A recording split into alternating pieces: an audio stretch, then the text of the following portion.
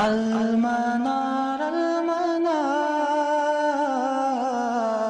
المنار المنار المنار المنار المنار اے امین علم و فن، اے حکمتوں کے انجمن، تجھ پہ نازاں ہے چمن، تجھ پہ نازاں ہے چمن۔ السلام علیکم ورحمۃ اللہ وبرکاتہ۔ الحمد للہ وکفی والسلام علی عبادہ الذین اصطفی، اما بعد، قال اللہ تعالی فی القرآن المجید کما ورد فی سورة البقرہ، فاعوذ باللہ من الشیطان الرجیم، بسم اللہ الرحمن الرحیم۔ وَإِن كُنتُمْ فِي رَيْبٍ مِّمَّا نَزَّلْنَا عَلَىٰ عَبْدِنَا فَأْتُوا بِسُورَةٍ مِّن مِّثْلِهِ وَادْعُوا شُهَدَاءَكُم مِّن دُونِ اللَّهِ إِن كُنتُمْ صَادِقِينَ فَإِن لَّمْ تَفْعَلُوا وَلَن تَفْعَلُوا فَاتَّقُوا النَّارَ الَّتِي وَقُودُهَا النَّاسُ وَالْحِجَارَةُ أُعِدَّتْ لِلْكَافِرِينَ رَبِّ اشْرَحْ لِي صَدْرِي وَيَسِّرْ لِي أَمْرِي وَاحْلُلْ عُقْدَةً مِّن لِّسَانِي يَفْقَهُوا قَوْلِي اللهم أرنا الحق حقا وارزقنا اتباعه وارنا الباطل باطلا وارزقنا اجتنابه آمین یا رب العالمین۔ اللہ رب العزت کے فضل اور اس کے احسان کی بنیاد پر آج ہم الحمدللہ النظم الحبیر کے آخری باب کا مطالعہ کر رہے ہیں، جو کہ سلسلۃ المتون کے صفحہ نمبر 16 پر موجود ہے، اور اس کا عنوان ناظم حفظہ اللہ نے قائم فرمایا ہے اسالیب التفسیر۔ تو اس بحث کے حوالے سے ابتدائی بات یہ ہے کہ یہ علوم القرآن کے باب میں ایک نئی بحث کا آغاز اس اعتبار سے ہے کہ قدیم کتابوں میں یہ مباحث اس اصطلاح کے تحت عمومی طور پر نہیں پائے جاتے، یعنی جو یہاں پر ناظم حفظہ اللہ نے عنوان قائم فرمایا ہے اسالیب التفسیر، یعنی تفسیر کے مختلف اسالیب، تو یہ علوم القرآن میں موضوع تو پرانا ہے، لیکن یوں سمجھے کہ یہ ابھرتا ہوا موضوع ہے، اس میں اور نئے ڈائمنشنز، اس میں نئے مباحث کا اضافہ ہو رہا ہے۔ تو اس بنیاد پر یہ بات سمجھنا ابتداء ضروری ہے کہ جو ہماری جو مشہور و معروف علوم القرآن کی کتابیں ہیں، ان میں عمومی طور خصوصاً جو یعنی ہم کہیں گے کہ متقدمین علماء نے جو کتابیں لکھی ہوئی ہیں، تو ان میں اس عنوان کے تحت یہ مباحث نہیں پائے جاتے۔ تو جہاں تک تعلق ہے لفظ اسلوب کا، تو ہم دیکھتے ہیں کہ جو علوم القرآن کے معاصر علماء ہیں، ان کے یہاں کچھ اصطلاحات استعمال ہوتی ہیں جو کبھی کبھار یوں تو لگتی ہے کہ وہ ایک جیسی یا ہم معنی اصطلاحات ہیں، بلکہ کبھی اس کے برعکس کبھی کبھار یہ بھی معلوم ہوتا ہے کہ ان میں باریک بہت ہلکا پھلکا فرق پایا جاتا ہے۔ جو 3 اہم اصطلاحات استعمال ہوتی ہیں، ان میں سے ایک اصطلاح ہے الاتجاہ، دوسرا ہے المنہج، اور تیسری ہے الاسلوب او الطریقہ۔ یہ میں اس لیے یہ بات بیان کر رہا ہوں تاکہ جب ہم یعنی اس اسالیب التفسیر کی بات کریں تو ہمارے سامنے بات واضح ہو کہ ناظم کیا سمجھانا چاہتے ہیں۔ تو جہاں تک اتجاہ کا تعلق ہے، تو اس سے معاصر علماء مراد لیتے ہیں وہ ہدف جو کہ ایک مفسر کی یعنی انتہائی جس پر مفسر کی نظر ہو، یا جو ایک مفسر کی انتہا ہو قرآن کی تفسیر بیان کرتے ہوئے، جیسے کہ یہاں پر تعریف کے حوالے سے لکھا گیا ہے هو الهدف الذي يتجه إليه المفسرون في تفاسيرهم وَيَجْعَلُونَهُ نَصْبَ أَعْيُنِهِمْ وَهُمْ يَكْتُبُونَ مَا يَكْتُبُونَ، یعنی ہم کہتے ہیں کہ اتجاہ سے مراد ہے ایک مفسر کا نصب العین، جب وہ قرآن کی تفسیر لکھ رہا ہے تو وہ بالآخر قرآن کے کس پہلو کو اجاگر کرنا چاہتا ہے، یا وہ اس تفسیر کو لکھتے ہوئے کیا بات پہنچانا چاہتا ہے۔ تو دوسری جو اصطلاح ہوتی ہے منہج، تو منہج کے حوالے سے کیا ہے، فَهُوَ السَّبِيلُ الَّذِي يُعَدِّي إِلَى هَذَا الْهَدَفِ الْمَرْسُومِ، یعنی یہ وہ طریقہ ہے یا راستہ ہے جو ایک मुफस्सिर को अपने हदफ तक पहुंचाती है। इसकी थोड़ी बहुत वजाहत मैं इंशाल्लाह एक मिसाल के ज़रिए से बयान करूँगा। और तीसरी जो इस्तिलाह है वो है अत-तरीका। तरीका से क्या मुराद है? फ़हियल उसलूब अल्लज़ी यत्रुकुहुल मुफस्सिर। ये वो उसलूब अप्रोच है जो कि एक मुफस्सिर कुरान की तफसीर लिखते हुए इख्तियार करता है अपने मकसद तक पहुँचने के लिए। तो ये बुनियादी तौर पर उलूमुल कुरान के मुआसिर उलमा में से एक मारूफ आलिम है डॉक्टर फ़हद रूमी हफ़िज़हुल्लाह ताला। उनकी किताब है मनाहिजुत तफसीर, यानी मनाहिजुत तफसीर, तफसीर के मुख्तलिफ मनाहिज।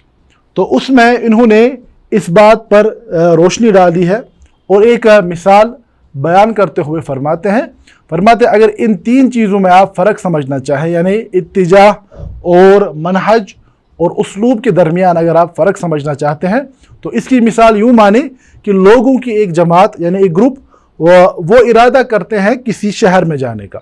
यानी आप समझे कि कोई लोगों की जमात कश्मीर आने का इरादा कर रही है, तो हम कहेंगे जो कश्मीर है वो इनका हदफ है। ये सब कहाँ पहुँचना चाहते हैं? बिलाखिर ये पहुँचना चाहते हैं कश्मीर। अब हम कहेंगे इनकी इत्तिजाह, इनकी डायरेक्शन या इन सब का हदफ क्या है? इन सब का हदफ कश्मीर है। तो पहला हुआ कि हम डेस्टिनेशन को हदफ या इत्तिजाह की लफ्ज़ से ताबीर करेंगे। दूसरा है अब यहाँ आने के लिए मुख्तलिफ यानी उनके वसाइल मुख्तलिफ हो सकते हैं। यानी लोगों की एक जमात वो हो सकती है जो यहाँ हवाई रास्ते से आना पसंद करेगी, यानी बाय एयर, लेकिन पहुँचेंगे कहाँ? अपने हदफ पे। बाज़ लोग वो होंगे जो गाड़ियों के ज़रिए से आना पसंद करेंगे, यानी बाय रोड आएंगे। तो ये हम कहेंगे कि यहाँ तक पहुँचने के लिए उन्होंने क्या तरीका या क्या वसाइल इख्तियार किए, उसको हम कहेंगे कि इन लोगों का यहाँ सयाहत का मनहज है। ठीक है। और अब तीसरा है यहाँ तक पहुँचते हुए अप्रोच, यानी अप्रोच से क्या मुराद है कि बाज़ वो लोग होंगे जो बराह रास्त उठकर यानी श्रीनगर में पहुँच जाएंगे, लेकिन कुछ लोग वो हैं जो रास्ते में आते हुए जो अलग और सैर व सयाहत के मकामात हैं वहाँ पर आएंगे, वहाँ पर रुकेंगे, वहाँ आगे बढ़ेंगे और कोई खूबसूरत जगह नज़र आएगी वहाँ पर रुकेंगे और बिलाखिर अपने हदफ तक वो लोग भी पहुँचेंगे। एक तो वो है जो बराह रास्त अपने हदफ तक आ गए, और बाज़ वो लोग हैं जो यानी रास्ते में मुख्तलिफ मकामात पर ठहरते हुए यहाँ तक पहुँच गए। तो अगर आप इस मिसाल की तत्बीक यानी तफसीर के उलूम पर करना चाहें तो हम कहेंगे मिसाल के तौर पर कि उलमा के यहाँ हदफ जो है या इत्तिजा है, बाज़ उलमा यानी कुरान में से अकीदे के मसाइल को बयान करना चाहेंगे। ठीक है। तो हम कहेंगे उलमा का एक तबका अकीदा कुरान से बयान करना चाहते हैं, तो हम कहेंगे उनकी अल इत्तिजा क्या है? अल इत्तिजाहुल अक़दिया, यानी उनकी डायरेक्शन या जो उनका हदफ है वो है कुरान से यानी अकीदे का बयान करना। अब इसको बयान करने के लिए जो उनकी मेथडोलॉजीज़ होंगी, जो उनके रास्ते होंगे, वो अलग अलग रास्ते हो सकते हैं। बाज़ लोग अहलुस सुन्ना वल जमा के उसूलों के मुताबिक कुरान पर गौर फिक्र करके अकीदे के मबाहिस को बयान करेंगे। बाज़ लोग जो उनका फ्रेमवर्क होगा वो मुअतज़िला के उसूलों की बुनियाद पर आएंगे, और बाज़ लोग वो होंगे जो शिया के उसूलों के मुताबिक आएंगे, बाज़ लोग वो होंगे जो सूफिया के उसूलों के मुताबिक आएंगे। यानी आना कहाँ सब चाहते हैं? अकीदे को बयान करने के लिए। देखिए यहाँ पर जो थोड़ी बहुत एक अहम फ़र्क को मलहूज़ रखना बहुत ज़्यादा ज़रूरी है। मैं यहाँ पर ये बात नहीं कह रहा हूँ कि कौन सा तरीका दुरुस्त है, कौन सा तरीका दुरुस्त नहीं है। वो हमने तुरुक तफसीर के बाब में यानी तफसीर बिल मासूर और तफसीर बिल राय के बाब में तफसील से पढ़ा हुआ है। अभी यहाँ पर जो बात मुझे बयान करनी मुराद है कि लोग किन किन रास्तों से तफसीर की जानिब आ जाते हैं, अप्रोच क्या होते हैं तफसीर को बयान करने के लिए। तो मैंने बयान किया कि अगर कुरान से अकीदे का बयान करना सबका मकसूद है, लेकिन अब रास्ते मुख्तलिफ हो सकते हैं।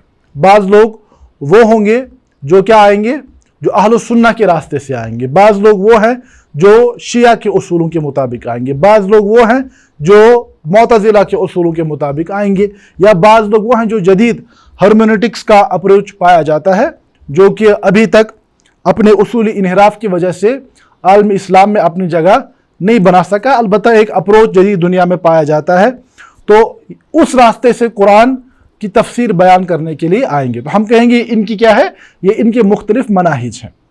और अब तीसरा तरीका या उसलूब जिसे आप कहते हैं, वो क्या होगा कि यानी अब ये लोग उसलूब यूँ समझे कि एक ही रास्ते से आने वाले लोगों के असालीब मुख्तलिफ भी हो सकते हैं। ठीक है, मिसाल के तौर पर अगर हम देखें कि कभी कभार उलमा यूँ करते हैं कि उनका मनहज क्या होता है कि वो पहले मुफरदात यानी कुरान के मुफरदात पर बात करेंगे, उसके बाद उन मुफरदात को अपने कॉन्टेक्स्ट में या कुरान के बाकी जगहों पर जहाँ पर वो लफ्ज़ इस्तेमाल हुआ हो उसको यानी उसका मुकारना करेंगे, उसकी कंपैरेटिव स्टडी करेंगे, उसके बाद उससे अहकामात का इस्तिंबात होगा। ठीक है, तो हम देखते हैं कि तफसीर को बयान करने का जो पैटर्न होता है वो मुख्तलिफ उलमा का मुख्तलिफ होता है। अगर आप जो हमारे यहाँ मारूफ तफासिर हैं, अगर आप इमाम तबरी रहमहुल्लाह की तफसीर को देखेंगे, वहाँ पर तफसीर को बयान करने का तरीका अलहदा है। अब अगर आप इमाम कुर्तुबी की तफसीर की जानिब आएँ, इमाम कुर्तुबी का अमूमी तरीका ये होता है कि वो किसी आयत के तहत आने वाले मसाइल को पहले गिनवाते हैं कि इस बाब में 11 मसाइल का हम तज़किरा करेंगे, उसके बाद उन मसाइल को वो अलग अलग हेडिंग्स के तहत बयान करेंगे। तो हम कहेंगे ये उनका तरीका या उसलूब है तफसीर को बयान करने का। तो 3 चीज़ें आ गई, एक आया हमारे सामने अल इत्तिजा, दूसरा अल मनहज और तीसरा अत तरीका। अब जहाँ तक यानी तफसीर के असालीब का ताल्लुक है कि तफसीर की जानिब जो यानी मुफस्सिरीन होते हैं, देखिए अभी जब मैं मुफस्सिर का लफ्ज़ इस्तेमाल कर रहा हूँ, यहाँ पर अहलुस सुन्ना वल जमात या हक़ व बातिल की कैद में अभी नहीं लगा रहा हूँ। यहाँ पर कुरान की तफसीर के लिए जो जो लोग अप्रोच कर रहे हैं वो उनमें कभी कभार ओरिएंटलिस्ट भी हो सकते हैं, कभी कभार सिक्का बंद हमारे यानी उलमा भी हो सकते हैं। तो अप्रोच क्या होती है यानी कुरान की तफसीर को बयान करने के लिए, तो उलमा फरमाते हैं कि उमूमी तौर पर 4 किस्म के मुख्तलिफ अप्रोच तफसीर के लिए पाए जाते हैं। एक जिसे कहा जाता है अत-तफसीरुत तहलीली, दूसरा है अत-तफसीरुल इजमाली, तीसरा है अत-तफसीरुल मुकारन और चौथा है अत-तफसीरुल मौज़ूई।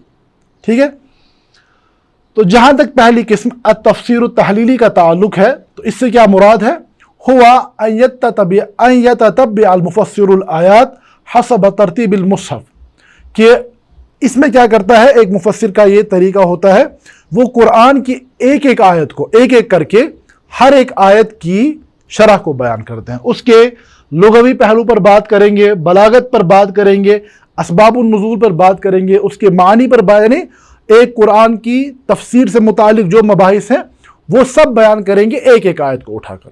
ठीक है, अगर आप देखेंगे, अगर आप तफसीर खोलेंगे अलिफ लाम मीम, उस पर उलमा पहले बयान करेंगे कि ये हुरूफ मुक़त्तात हैं, उसके बाद इसके हवाले से सलफ़ व खलफ़ के अक़वाल बयान करेंगे, उसके बाद यानी जाहिली अरबी से उसका अरबी शायरी से उसका इस्तिदलाल और सबूत पेश करने की कोशिश करेंगे, उसके बाद ज़ालिकल किताबु ला रैब फीह के जानिब आएंगे, यानी एक टाइम पर एक आयत की तफसीली शरह यानी एनालाइज करना। तो इस तरीके हम क्या कहते हैं कि ये क्या है, तहलील। तहलील कहा ही जाता है एनालिसिस को, यानी एक एक आयत को, वहाँ पर पूरा सूरा या कुरान का एक हिस्सा बैक वक्त यानी एक मुफस्सिर का यानी पेश नज़र नहीं होता, बल्कि एक आयत की तफसीली शरह को बयान करना, ये कहलाया जाता है इस अप्रोच को अत-तफसीर तहलीली। तो अगर आप देखेंगे तफसीर तहलीली तफसीर में सबसे ज़्यादा गालिब और सबसे ज़्यादा कदीम तरीन उसलूब है, यानी कुरान की आयत को एक एक करके समझना, एक एक करके समझना हमारे तफसीर लिटरेचर का गालिब हिस्सा इसी अप्रोच पर मुश्तमिल है कि उलमा के यहाँ यही तरीका रहा है, और हम देखते हैं कि ये तरीका सहाबा के यहाँ भी पाया जाता था।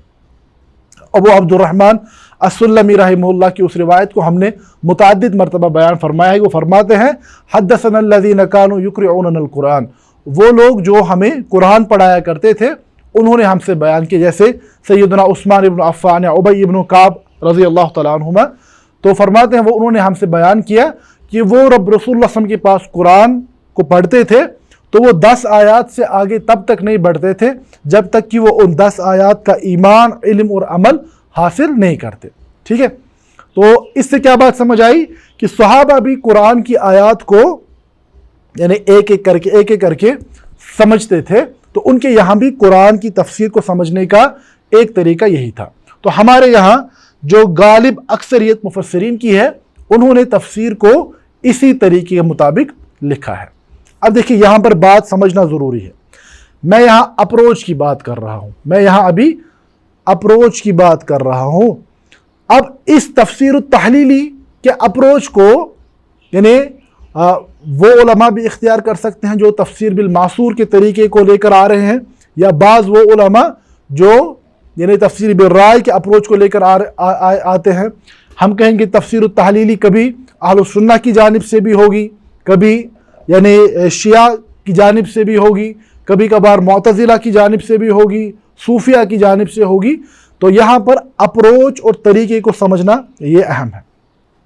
تو ہم نے کہا تفسیر التحلیلی قرآن کی تفسیر کا ایک اسلوب، ایک اپروچ یہ ہے کہ ہر ایک آیت کی الگ الگ تفسیر کی جائے، اور یہی طریقہ غالب بھی رہا ہے، قدیم ترین طریقہ تفسیر کا ہے، اور ہم کہیں گے کہ ہمارا غالب تفسیری لٹریچر اسی طریقے کے مطابق لکھا گیا ہے.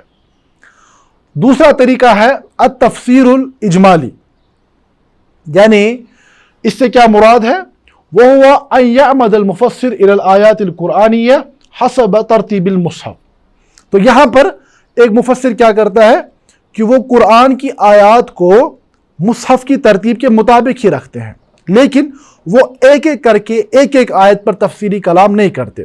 وہ قرآنی آیات کا ایک مجموعہ جہاں پر موضوع ایک جیسا ہو یا وہ مطابقت رکھتی ہو، وہ ایک ساتھ اس پر یعنی اجمالی ان بریف اس پر کلام کریں گے. تو یہاں پر فرق کیا آئی؟ پہلے میں ایک مفسر کیا کرتا ہے، ایک ایک آیت کو علیحدہ سے لے کر اس پر تفصیلی کلام کرتا ہے، اس کے لغوی اس پہلو پر، اس کے نحوی پہلو پر، یا ہم نے کہا کہ احکامات کے استنباط پر، جو بھی یعنی تفسیر کے جو مختلف ٹولز ہیں ان کو استعمال کرتے ہوئے اس آیت کی شرح بیان کرتے ہیں. لیکن تفسیر الاجمالی میں یوں سمجھے کہ ایک اعتبار سے ہم کہہ سکتے ہیں کہ یہ تفسیر تحلیلی کا ہی ایک جز ہے، اس اعتبار سے کہ یہاں بھی مصحف کی ترتیب کا خیال رکھا جاتا ہے. یعنی ایک مفسر قرآن کی آیات کو ترتیب سے ہی سمجھاتا ہے، لیکن طریقہ یہ ہوتا ہے کہ ایک ایک آیت میں تفصیل سے جانے کے بجائے وہ آیات کے مجموعے کو اختصار کے ساتھ اس کی وضاحت فرماتے ہیں. جیسے کہ ہم دیکھتے ہیں کہ مشہور جو معاصر علماء میں سے تفسیر ہے، تفسیر کریم الرحمن فی تفسیر کلام المنان، یعنی شیخ عبد الرحمن بن ناصر السعدی رحمہ اللہ کی، وہ اسی اسلوب پر لکھی گئی ہے کہ وہ قرآن کے بعض آیات کا جو مجموعہ ہے جہاں پر ان کو وضاحت کی ضرورت معلوم ہوتی ہے تو وہاں پر وضاحت کرتے ہیں. تو اس طریقے کو ہم کہتے ہیں تفسیر اجمالی، تفسیر ان بریف. اب تیسرا طریقہ جو ہے التفسیر المقارن، اگر ہم مفعول کے صیغے میں لیں یا مقارن اگر فاعل مان کر چلے، تو یہ تفسیر کا طریقہ کیا ہے؟ اسے ہم کہیں گے کمپیریٹو تفسیر. اس میں یعنی مقارنہ، کمپیریزن کیا جاتا ہے. کمپیریزن اب کبھی کیا ہوتا ہے؟ ایک تو ہوتا ہے قرآن کی آیات کا داخلی کمپیریزن، یعنی ایک مفسر کیا کرتا ہے، وہ قرآن کی کسی آیت کو لیتا ہے اور اس کے بعد اس لفظ کو یا اس آیت کو جو قرآن میں باقی مقامات پر وہ لفظ یا موضوع استعمال ہوا ہے وہاں اس کے ساتھ تقابل کر کے معنی کو بیان کرتا ہے. یا کبھی کبھار قرآن کا کوئی آیت ہے اس کو حدیث کے ساتھ یعنی تقابل کر کے اس کے معنی بیان کیے جاتے ہیں. یا اس میں اور ایک یعنی طریقہ ہے کہ قرآن اور دیگر جو الکتب السماویہ آسمانی کتابیں ہیں ان کے ساتھ تقابل کا طریقہ، کمپیریٹو اسٹڈی، ٹھیک ہے، جسے کہا جاتا ہے. یعنی قرآن اور بائبل کی کمپیریٹو اسٹڈی، قرآن اور تورات کی بائبل اسٹڈی، ٹھیک ہے. تو ہم کہتے ہیں کہ یہ کیا ہے؟ کمپیریزن کا طریقہ. اب یعنی اس طریقے پر ہمارے قدیم علماء نے بھی کتابیں لکھی ہیں، اور یہ تفسیر کے باب میں ابھی ایک یعنی उभरता हुआ मौजू भी है। देखिए हमारे यहाँ कदीम मुफस्सिरीन में गालिबन क्या होता था कि कोई मुफस्सिर कदीम किताबें तफासिर जो तफसीर की किताबें हैं उनका आपस में तकाबुल करते थे, यानी उलमा के अकवाल का तकाबुल करके उसमें से राज और मरजू आरा का सामने बयान करना। तो वैसा तकाबुल जैसे हम देखते हैं इमाम तबरी ने अपनी तफसीर में किया है, या इमाम सालबी रहमुल्लाह की अल-कश्फ वल बयान इस हवाले से ज़्यादा मारूफ है।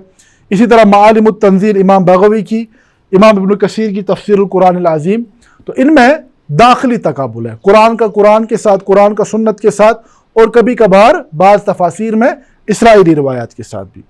तो यह हमारे यहाँ भी हम कहेंगे कि बर सगीर में भी इस हवाले से यानी तकाबुली तफसीर का यानी बहुत काम हुआ है, जिसमें से एक अहम तरीन काम जो मेरी इल्म की हद तक है वो मौलाना अब्दुल माजिद दरियाबादी रहमहुल्लाह की तफसीर माजिदी है, जिसमें आपको जा बजा कुरान और बाइबल का तकाबुली जायज़ा आपको मिलेगा। मिसाल के तौर पर हम देखते हैं सूरतों यानी बनी इसराइल का तज़किरा कुरान पाक में मुतअद्दिद मकामात पर आया है।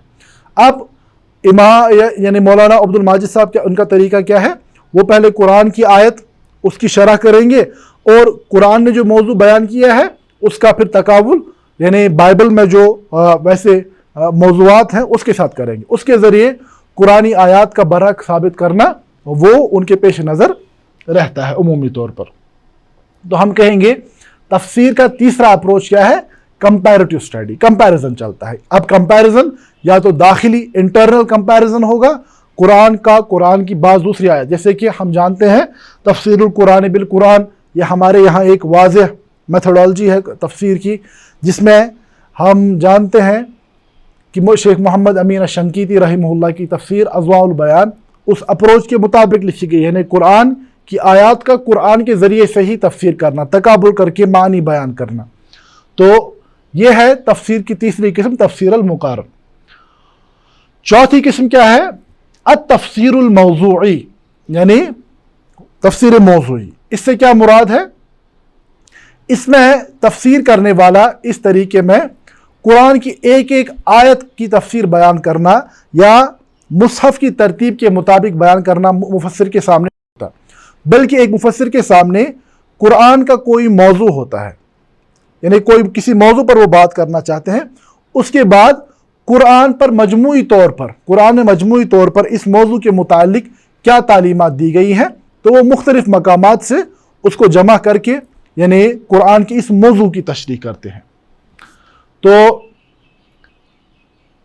जैसे मैंने बयान किया कि इसमें मुसहफ़ की तरतीब का ख्याल रखना ज़रूरी नहीं है, बल्कि एक मुफस्सिर के सामने क्या है, किसी मौजू पर कुरान की क्या तालीमात हैं उनको एक जगह पर जमा किया जाए। अब जहाँ तक इस तफसीर मौजूई का ताल्लुक़ है, तो यह हमारे ज़माने में तफसीर का अहम तरीन मौजू और उभरता हुआ मौजू है, और इसमें दो तरीके पाए जाते यानी दो रास्ते हैं।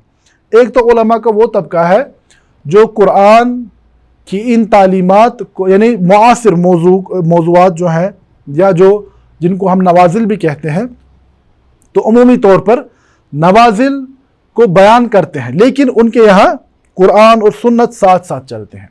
और बाज़ लोग क्या करते हैं इसमें कि तफसीर मौजूई का नाम देकर सुन्नत को साइड लाइन करने की कोशिश की जाती है, तो वो एक बातिल तरीका है।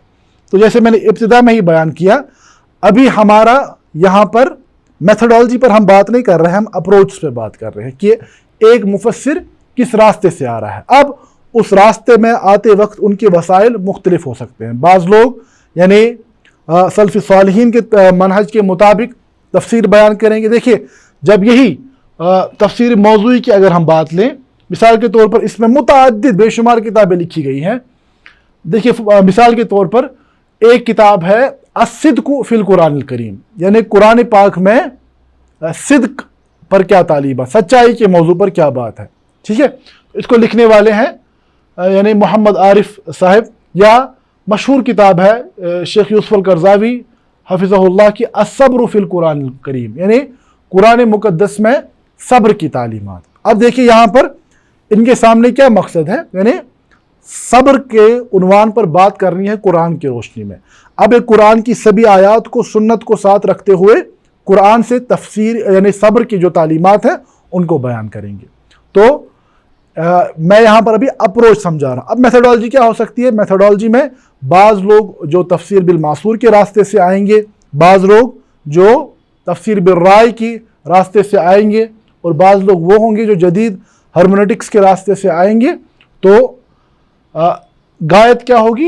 यानी देखिए, यही असब्र अगर बयान करना है कुरान से, इसमें भी लोग अलग अलग रास्ते ले सकते हैं। या तो यानी बाज़ लोग कुरान से ही बयान करेंगे सुन्नत को साथ साथ लेकर, बाज़ लोग सुन्नत को साइड लाइन करके बयान करेंगे, बाज़ लोग जदीद जो ह्यूमन राइट्स हैं उनकी बुनियाद पर कुरान से अख़ज़ करने की कोशिश करेंगे। तो वो अलग चीज़ है। अभी यहाँ पर हमारी जो बात है वो उसलूब पर या अप्रोच पर खाली हो रही है। तो ये हमारे पास 4 बुनियादी असालीब अप्रोच टू तफसीर का तज़किरा हुआ, और इसी को नाज़िम हफ़िज़हुल्लाह ने इख्तिसार के साथ अपनी नज़्म में बयान फरमाया है। सिलसिलतुल मुतून के सफ़ा नंबर 16 पर आप देखिए बाब मौजूद है असालीबुत तफसीर। तो नाज़िम फरमाते हैं, तअद्ददत तफसीर बिल उसलूबी, तफसीर के मुतअद्दिद असालीब पाए जाते हैं। फल अव्वलु तहलीलु लिल मतलूबी, पहली तफसीर क्या है? पहली किस्म क्या है? अत-तहलीलु लिल मतलूब, यानी जो हमारे सामने आयत है उसकी तहलील, एनालिसिस, जैसे मैंने बयान किया अत-तफसीरु तहलीली। व बादहु तफसीरु बिल इजमाली, दूसरा क्या है तरीका? इजमाल के साथ, तफसीर इन ब्रीफ, जिसका हमने तज़किरा किया। तीसरा फरमाया वस्सालिसुल मुकारनुल मिसाली, तीसरी क्या है? तफसीरुल मुकारन, यानी कंपैरेटिव तफसीर, जिसका तज़किरा आया। वर्राबिउ अत-तफसीरु बिल मौज़ूई, और चौथी किस्म क्या है? यानी तफसीर बिल मौज़ू, मौज़ू अत-तफसीरुल मौज़ूई का। वरुब्बमा तनवीउ फ़ीही रोई, और फरमाते हैं नाज़िम, जहाँ तक तफसीरुल मौज़ूई का ताल्लुक़ है इसमें दाखिली तौर पर और अक़साम पाई जाती हैं। अक़साम क्या है? मुतादिद अक़साम है, जैसे कि कभी कभार किसी मौजू को पूरे कुरान में से देखा जाता है, जैसे जो मैं बयान किया अस्सिद्क़ु फ़िल कुरानिल करीम, अस्सब्रु फ़िल कुरानिल करीम, ठीक है।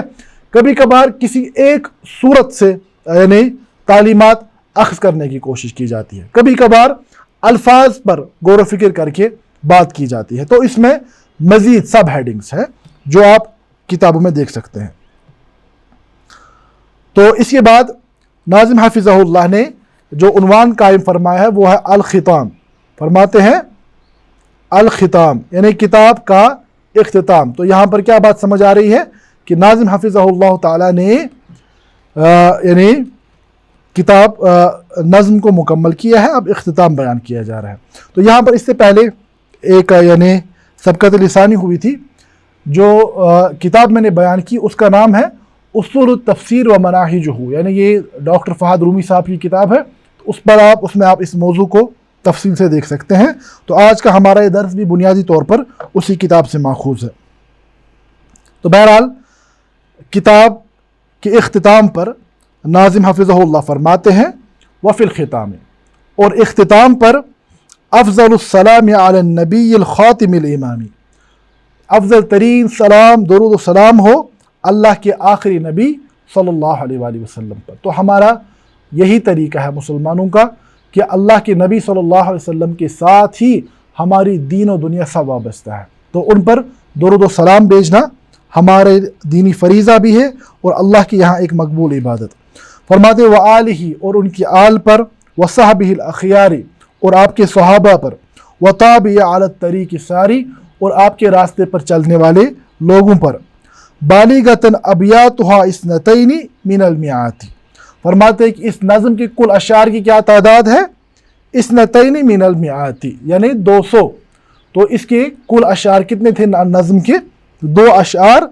दाफ़िअन लिलमैनी, फरमाते मैंने इसलिए बयान किया ताकि शक दूर हो जाए, कोई शुबहा दूर हो जाए। कभी कभार क्या होता है कि किसी यानी मखतूत में मैनुस्क्रिप्ट की ख़ामी की वजह से कभी कभार बाज़ अशार यानी वाज़ेह नहीं होते, या फिर उसके बाद कभी कभार अशार की तादाद में यानी इख्तिलाफ़ हो जाता है।